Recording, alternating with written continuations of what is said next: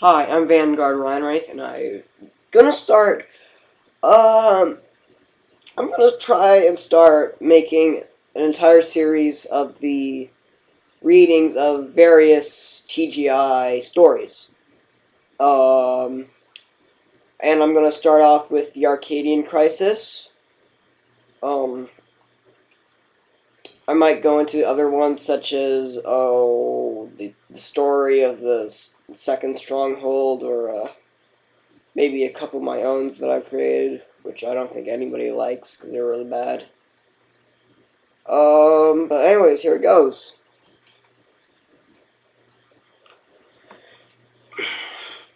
It was a cold day at the Arcadian stronghold.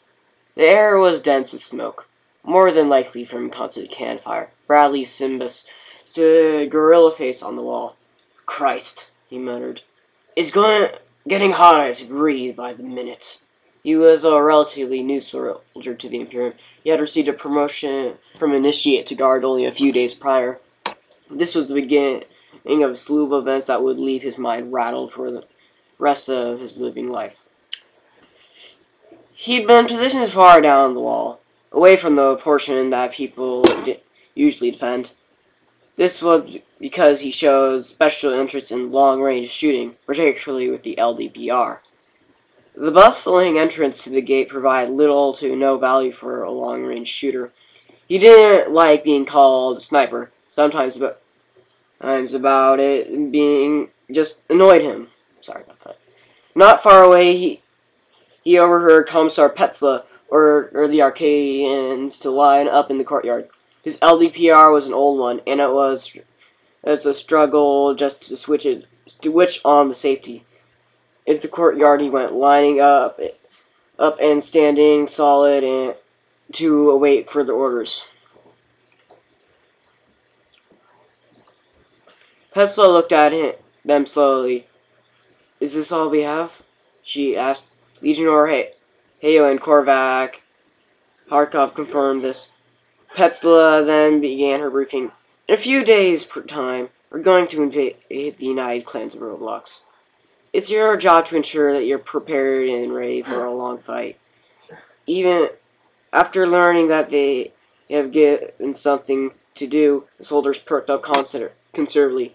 Precision Fire 23 even went as far as to say, "Great! I'm tired of my stiff legs. The movement is going to do me well." Tesla then dismissed them, but made sure that they checked their equipment. They have to give a report to Commissar Waterbird 100 when he arrived later. As Heo sifted through his pack, he discovered one thing missing. It was his auto pistol. He thought he may have dropped it off the wall. So he went to check the perimeter and confirmed this. Harvok and Simbus went through their gear together and complained to each other about the quality of their weaponry. Harkov in particular complained that his assault rifle had a notch in his barrel, making the bullet stray from his target. As they finished rounding up all their gear to pack it back up, a large light appeared from the dark sky. Hale was already on the case. He had gotten into his spire tank to get there quickly and learn of their intentions. It was evident that the lights were coming from an aircraft, intent to drop somebody off. By the time he had arrived at a much smaller fortress parallel to the stronghold, the visitor was already off in the aircraft on its way. He approached the visitor, shouting at him, "What's your business here?" He glanced behind his shoulder and saw Simbus far away, setting up his LDPR for a shot at the visitor. The visitor revealed himself to be a hostile, and he drew his auto pistol and fired upon Heo. He heard the powerful boom of the LDPR firing. As the raider hit the ground with a thud, Heo went to investigate the corpse. He had a UCR uniform. "First we've had in a few hours. Odd. That's that he come out this time of night." After a short while of examining, he heard a ticking sound. As soon as he heard this, the burl ran rented at the speed comparable to a half-track. The explosion of the bomb had a large radius, so it knocked him to the ground violently. His eyes swelled shut, and his mind went blank. No! Hale's dead! Okay, next part.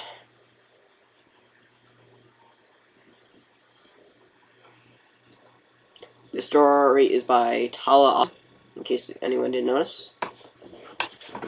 I'm sure all TGI knows that. Okay, Chapter 2. Ooh, Heo was a Legionnaire at this time. Legionnaire Heo was battered and bloody from an earlier encounter with a raider. Although the raider had been laid to rest, a well-timed bomb had detonated on his corpse. Commissar Petzla had witnessed the explosion and gathered a pair of Arcadians to go investigate. Simbus and Harkov chatted along the way.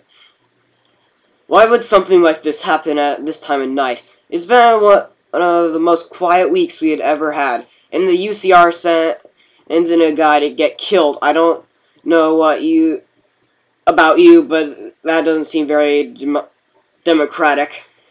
Simbus observed. Harkov responded with a simple, Once they had arrived at the destination site, okay, they quickly discovered Hale laying on the ground, obviously injured. Petzla glanced at Simbus and Harkov almost spontaneously. They knew what was expected of them. Harkov fumbled through his field pack and pulled out his tent tarp.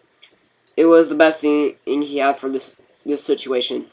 Stretching the tarp out, they rolled out Heo into the tarp and carefully placed him in the back seat of the jeep that came in. During the drive back, Simbus applied field dressing to the largest wound Heo had sustained. It was a deep gash in the forearm. Damn. He had used to try and absorb the shock from hitting the ground, but it ended badly. Harkov pulled out his journal and scrambled to write. UCR bomber, 1 injured in upper body area. Nearly dropping his pencil when the jeep skidded to a stop within the confines of the stronghold. Commissar Waterbird had already arrived. They left to attend to Hale's wounds. What happened to him? He asked. Petzler responded. UCR sent in a bomber. Hale got injured, but he's going to turn out fine as far as I'm concerned. Waterbird exhaled slowly. Jesus. I honestly didn't think that Arcadians believed in Christ or any human religion. Waterbird had brought with him 3 other Arcadians. Aaron Martel, Sola Zephyr, and Jeremiah Cerula. I'm sorry if I mispronounced any of those. Cerelia, being the highest rank of the 3, was commanding them. He'd stationed the others at the cave, positioned himself atop the wall. At the cave, Matriel and Zephyr discussed the situation at hand. What do you think is going on down at the courtyard? Matriel asked. Zephyr shrugged. No idea. As quiet as it has been up here. It's probably not important. They both became silent and continued to stare blankly into the darkness of the cave. Matriel broke the silence. It's so dark in here. It's like moist black velvet cake. Zephyr chuckled and glanced over his shoulder. Looks like Waterbird and Petzla are both really tense. Maybe it is actually important. With Heo's injuries tended to, and the higher-ranking officers addressing the situation, there was not much Simbus and Harkov could do, besides join Cerelia on the wall. Clambering up the wall to get to their spot, Cerelia asked them, Have you two been giving positions already? They already smooked their heads. Simbus, you can't head down to that spot you always want. Harkov, stay with me. Simbus jogged to the far end of the wall, clutching his LDPR tightly. Harkov remained motionless near Cerealia. Waterbury noticed that Heo was coming back to his senses. He shook his head lightly to observe his movements. This is remarkable. You don't even have a minor concussion. Then again, you are an Arcadian. Heo gave a weak laugh, then said, if UCR is so democratic, then why would they send a guy in knowing he'd be killed just so he can blow up and hopefully take a few of us out? Waterbird shrugged. They're willing to do anything to assert a foothold in Arcadia. Killing a few defenders of the most vile military fortification can help them attain just that. The ominous silence of the stronghold went shatter when gunshots ranged out of the cave. Simbas instantly trained his rifle on the cave's mouth, while all other troops sprinted to see what was going on. Well, that was somewhat a great story. I'm going to stop there for tonight. Every video is going to have 2 chapters, and this is going good so far. And I always pictured Arcadians having Scottish accents. I don't know why. I don't know. It's odd. Anyways, see you next time. I am Vanguard Ryan Wraith, and good night.